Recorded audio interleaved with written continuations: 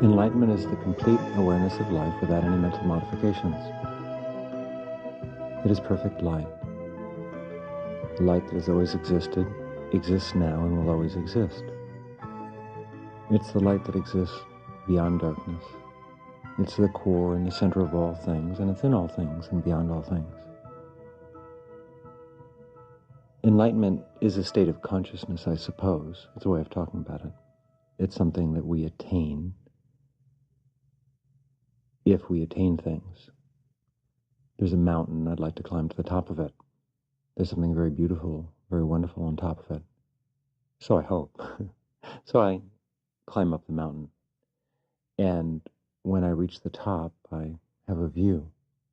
If there's something wonderful there, I found it. If that's what attainment is. So the mountain, of course, of enlightenment is inside of us. It's inside of our mind. And we're climbing that mountain every day. Our life is that mountain. The mountain is complicated. It has a lot of sides, a lot of paths.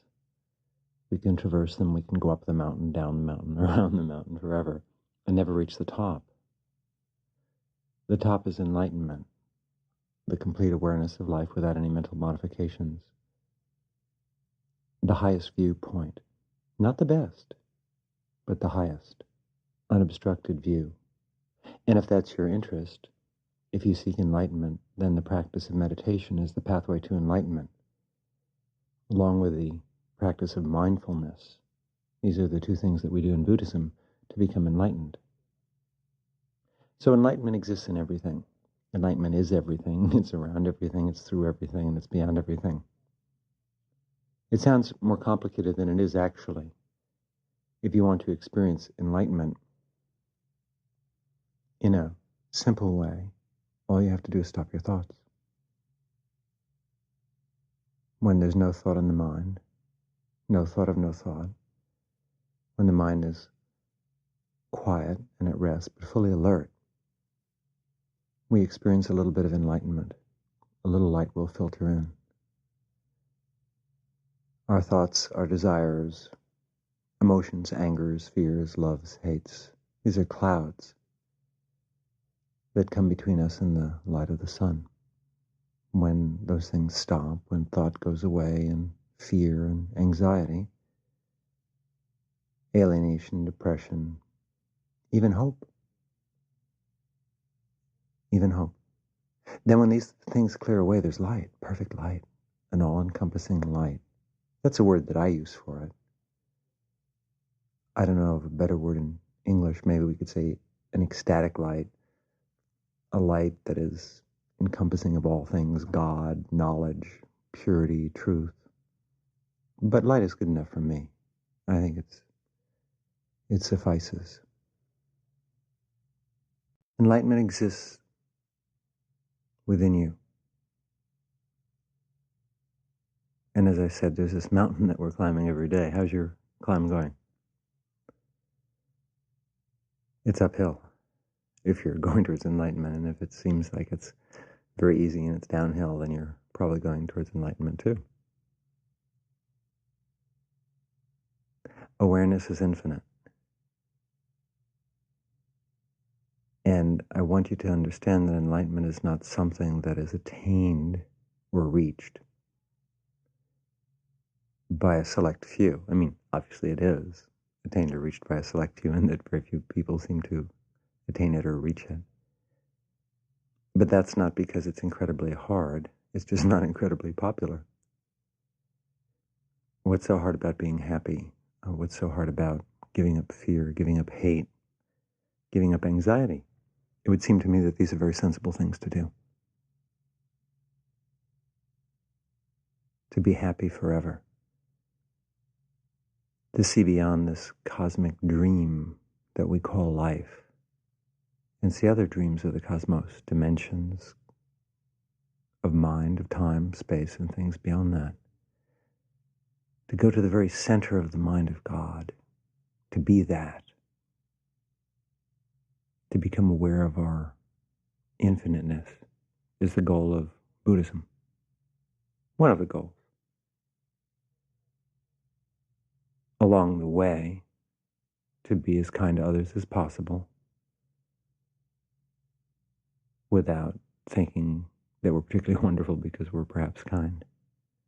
To transcend our identity, in other words, to go beyond ego, to become conscious of life in constantly new ways, as is life, conscious of itself in constantly new ways. To get through all this rhetoric, let's say that the process of becoming enlightenment itself is simply a process of getting out of the way.